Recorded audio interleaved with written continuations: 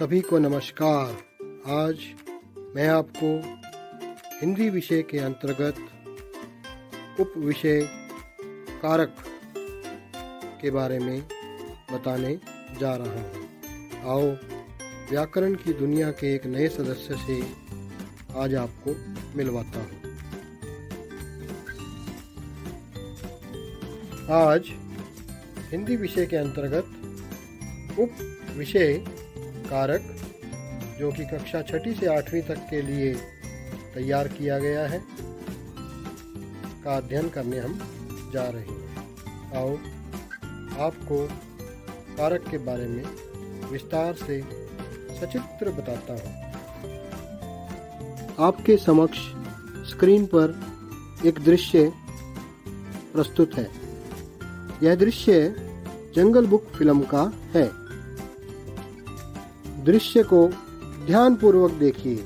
इसमें मोगली जंगल में जानवरों के साथ खेल रहा है। पिछली स्लाइड को आपने देखा, अब इस स्लाइड को देखें। स्लाइड के सबसे ऊपर देखिए, लिखा हुआ है चित्र के साथ दिए गए वाक्यों को पढ़ें।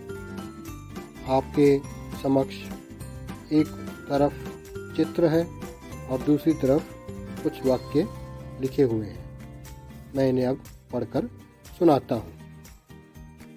सबसे पहले लिखा है, अमन जंगल बुक फिल्म देखी। उसने मम्मी बताया। वह फिल्म देखने कार गया। उसने फिल्म देखने टिकट खरीदी। अगला वाक्य, वह टिकट घर हॉल में गया। मोगली जानवरों दोस्त है। वह शेर की पीठ बैठा है। तथा अंतिम वाक्य, मोगली गिर गया। अब आप मुझे यह बताइए कि क्या आप इन वाक्यों का अर्थ ठीक से समझ पा रहे हो? हाँ या नहीं? सर, इन वाक्यों का अर्थ ठीक से समझ नहीं आ रहा। ये वाक्य अटपटे से लग रहे हैं। मेरा उत्तर नहीं है। शाबाश, आपने बिल्कुल सही पहचाना। इन वाक्यों का अर्थ ठीक से प्रकट नहीं हो पा रहा। इन वाक्यों में कुछ ना कुछ कमी अवश्य है। आपने बिल्कुल सही पहचाना। आप बधाई के पात्र हो। अब आप इस स्लाइड को ध्यान से देखिए। इन्हीं वाक्यों को कुछ परिवर्तित करके दोबारा से लिखा गया है। अब आप इन्हें पढ़ें। अमन ने जंगल बुक फिल्म देखी। उसने मम्मी को बताया। वह फिल्म देखने कार से गया। उसने फिल्म देखने के लिए टिकट खरीदी। वह टिकट घर से हॉल में गया। मोगली जानवरों का दोस्त है। वह शेर की पीठ पर बैठा है। अरे, मोगली गिर गया। स्लाइड को देखिए। ये सभी वाक्य स्पष्ट हैं क्योंकि इनमें ने, को, से, के लिए, का, पर, अरे आदि का प्रयोग हुआ है। शब्दों को आपस में जोड़ने वाले यही शब्द कारक चिन्ह या विभक्ति चिन्ह कहलाते हैं। इन्हें कारकीय परसर्ग भी कहा जाता है। संज्ञा या सर्वनाम शब्द के जिस रूप से उसका संबंध वाक्य के अन्य शब्दों के साथ पता चलता है, उसे कारक कहते हैं। अब तक जो स्लाइड्स का अध्ययन हमने किया, उसका निष्कर्ष इस स्लाइड में आप देख पाएंगे। आप स्लाइड के ऊपरी और निचले सिरे में स्टार शेप में रंगीन जो दृश्य देख रहे हैं उनमें ने, को, से, के लिए, से, का, में पर, अरे लिखा हुआ है। ये सभी कारक चिन्ह हैं। बच्चों स्लाइड को ध्यान से देखिए। कर्ता ने जब कर्म को करण से मिलाया, संप्रदान के लिए अपादान से संबंध को बताया, अधिकरण में संबोधन हे अरे यही कारक है कहलाया। अर्थात ये आठों के 8 कारक के भेद हैं जिनका हम अध्ययन आगे करेंगे। सबसे पहला कारक है कर्ता कारक। जो वाक्य में कार्य करता है उसे कर्ता कहा जाता है। अर्थात वाक्य के जिस रूप से क्रिया को करने वाले का पता चले उसे कर्ता कहते हैं। कर्ता कारक की विभक्ति ने होती है। कर्ता स्वतंत्र होता है। कर्ता कारक में ने विभक्ति का लोप भी हो जाता है। उदाहरण ध्यान से देखिए। राम ने पत्र लिखा। हम कहाँ जा रहे हैं? मीता ने आम खाया। ये तीनों उदाहरण कर्ता कारक के उदाहरण हैं। इनमें ने विभक्ति का प्रयोग हुआ है। और दूसरे वाक्य में हम कहाँ जा रहे हैं में ने का लोप हुआ है। दूसरा कारक है कर्म कारक। कर्म कारक की विभक्ति को होती है। इसकी परिभाषा ध्यान से सुनिए। जिस व्यक्ति या वस्तु पर क्रिया का प्रभाव पड़ता है उसे कर्म कारक कहते हैं। इसका चिन्ह को माना जाता है। कहीं कहीं पर कर्म का चिन्ह का लोप भी हो जाता है। उदाहरण जैसे अध्यापक विद्यार्थियों को पढ़ाता है। सीता फल खाती है। अमर सितार बजा रहा है। तीसरा कारक है करण कारक। करण कारक की विभक्ति होती है से। से यहाँ साधन के रूप में प्रयोग में लाया जाता है। जिस साधन से क्रिया होती है उसे करण कारक कहते हैं। इसका विभक्ति चिन्ह से है। इसके अतिरिक्त द्वारा तथा के द्वारा भी इसके विभक्ति चिन्ह हैं।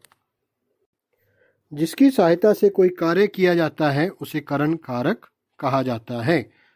जैसे बच्चे गेंद से खेल रहे हैं।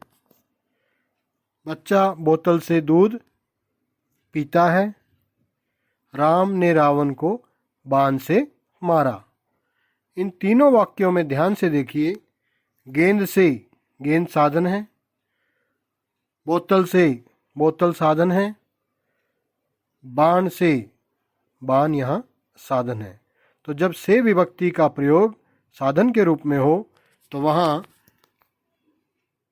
करण कारक पाया जाता है। चौथा कारक है संप्रदान कारक। संप्रदान कारक की विभक्ति को तथा के लिए है। संप्रदान कारक। संप्रदान कारक का अर्थ होता है देना। जिसके लिए कर्ता काम करता है उसे संप्रदान कारक कहते हैं। संप्रदान कारक के विभक्ति चिन्ह के लिए तथा को हैं। सामान्य रूप से जिसे कुछ दिया जाता है या जिसके लिए कोई कार्य किया जाता है उसे संप्रदान कारक कहते हैं। अगला कारक है अपादान कारक। अपादान कारक की विभक्ति से है। यहाँ से का प्रयोग जुदा होने के लिए, अलगाव के लिए होता है।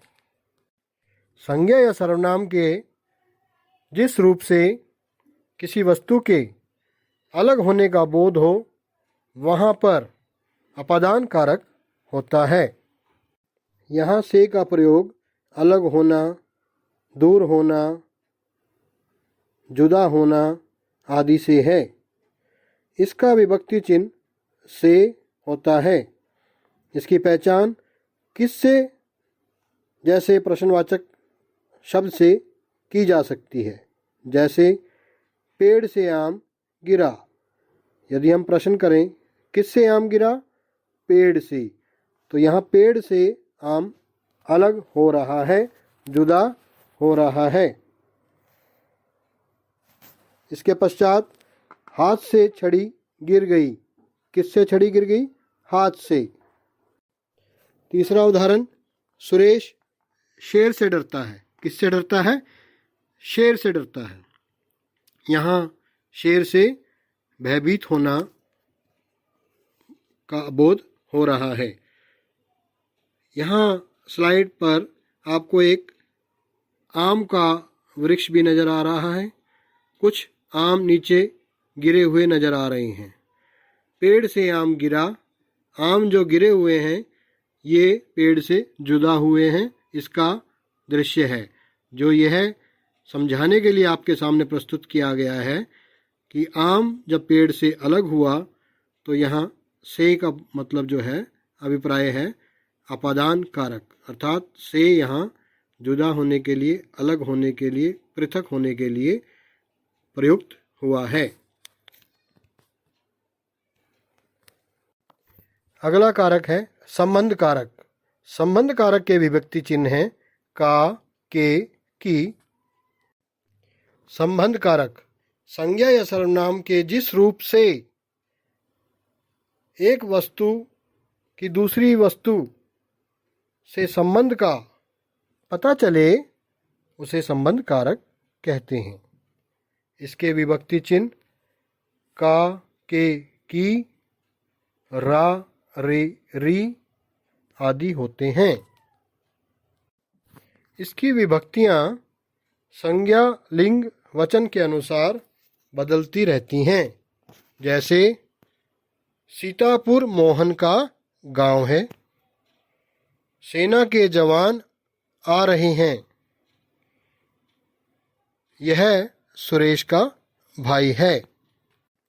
स्लाइड पर आप देख भी पा रहे हैं कि सेना के जवान दिखाए गए हैं और उसके समक्ष वाक्य लिखा हुआ है कि सेना के जवान आ रहे हैं। यहाँ के संबंध कारक का बोध करा रहा है। अगला कारक है अधिकरण कारक। अधिकरण कारक की विभक्ति चिन्ह है में, पर। अधिकरण का अर्थ होता है आधार या आश्रय। संज्ञा के जिस रूप की वजह से क्रिया के आधार का बोध हो उसे अधिकरण कारक कहते हैं। इसकी विभक्ति में और पर होती है। इसकी पहचान किसमें, किस पर, किस पे आदि प्रश्नवाचक शब्द लगाकर भी की जा सकती है। जैसे हरी घर में है, पुस्तक मेज पर है, तथा पानी में मछली रहती है। आप दृश्य भी देख रहे हो,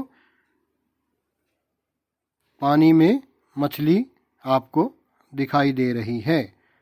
इसे दिखाने का एकमात्र लक्ष्य यही है कि पानी में मछली रहती है। यहाँ में अधिकरण कारक को दर्शा रहा है। अंतिम भेद है संबोधन कारक। संबोधन कारक का विभक्ति चिन्ह है हे तथा अरे। संबोधन कारक संज्ञा या सर्वनाम के जिस रूप से बुलाने या पुकारने का बोध हो उसे संबोधन कारक कहते हैं। इसकी पहचान करने के लिए विस्मयादि बोधक चिन्ह लगाया जाता है। जैसे हे ईश्वर रक्षा करो। आप स्लाइड को ध्यान से देखिए। स्लाइड पर द्रौपदी चीरहरण का दृश्य दिखाया गया है, जहाँ द्रौपदी ईश्वर से अर्थात भगवान श्री कृष्ण से अपनी रक्षा के लिए प्रार्थना कर रही है। हे ईश्वर, मेरी रक्षा करो। यहाँ हे ईश्वर संबोधन कारक का बोध करा रहा है। अगला उदाहरण देखिए। अरे बच्चों, शोर मत करो। यहाँ अरे बच्चों में संबोधन का बोध है। हे राम, यह क्या हो गया? यहाँ भी हे राम, हे संबोधन कारक का बोध करा रहा है। बच्चों, यह था आज का कारक और उसके भेदों का सचित्र डिजिटल ई कंटेंट के माध्यम से आपको समझाना। आओ एक नज़र आज हमने क्या सीखा इस पर डाल लें। ने, को, से के लिए का, पर, अरे आदि शब्द कारक चिन्ह या विभक्ति चिन्ह कहलाते हैं। संज्ञा या सर्वनाम शब्द के जिस रूप से उसका संबंध वाक्य के अन्य शब्दों के साथ पता चलता है उसे कारक कहते हैं। कारक 8 प्रकार के होते हैं। कर्ता कारक, कर्म कारक, करण कारक, संप्रदान कारक, अपादान कारक, अधिकरण कारक, संबंध कारक तथा संबोधन कारक। बच्चों, आपने कारक को ध्यान से सुना। कारक के कितने भेद होते हैं इसका गहन अध्ययन किया। अब मैं आपसे कुछ प्रश्न करूंगा। क्या आप तैयार हो? जी सर, हम तैयार हैं। ठीक है, तो आप मुझे बताएं कि आपको आज किस फिल्म का दृश्य दिखाया गया था? सर, जंगल बुक फिल्म का दृश्य आपने हमें दिखाया था। शाबाश, बिल्कुल सही जवाब दिया। अब आप मुझे बताएं कि हिंदी व्याकरण में ने, को, से, पर, में, का, के, की, के लिए, अरे, हे किस नाम से पुकारे जाते हैं? सर, इन्हें कारक चिन्ह, विभक्ति चिन्ह तथा कारकीय प्रसर्ग के नाम से जाना जाता है। अति उत्तम, आप दोनों बधाई के पात्र हो। मेरा अगला प्रश्न है, कारक के कितने भेद होते हैं? सर, कारक के 8 भेद होते हैं। शाबाश। अब आप बताएं, हम रेलगाड़ी से आए हैं। यहाँ से का प्रयोग किस रूप में हुआ है, अर्थात यहाँ कौन सा कारक विद्यमान है? सर, यहाँ से का प्रयोग करण कारक के रूप में हुआ है, क्योंकि से यहाँ साधन के रूप में प्रयोग में लाया गया है। रेलगाड़ी से, रेलगाड़ी साधन है, अतः यहाँ करण कारक विद्यमान है। शाबाश, अति उत्तम। मेरा अंतिम प्रश्न है, राम ने रावण को मारा। यहाँ राम ने कौन सा कारक है? सर, यहाँ राम ने कर्ता कारक का बोध करा रहा है, क्योंकि ने विभक्ति चिन्ह का प्रयोग हुआ है। अति उत्तम, आप दोनों ने कमाल कर दिया। आप दोनों ने कक्ष में कारक विषय को जिस तरह से समझकर पढ़ा है वह निस्संदेह प्रशंसनीय है। सभी बच्चों को इस प्रकार कक्ष में अपनी भूमिका अदा करनी चाहिए और शिक्षक के साथ सक्रिय भागीदारी निभाते हुए कक्ष में शिक्षण को रुचिकर बनाना चाहिए। आप दोनों ने आज बहुत उम्दा प्रदर्शन किया, शाबाश। अंत में मैं सभी हिंदी भाषा प्रेमियों से यही अपील करता हूँ कि आओ मिलकर करें यह प्रयास, हिंदी भाषा का हो पूर्ण विकास, हिंदी भाषा का हो पूर्ण विकास। धन्यवाद।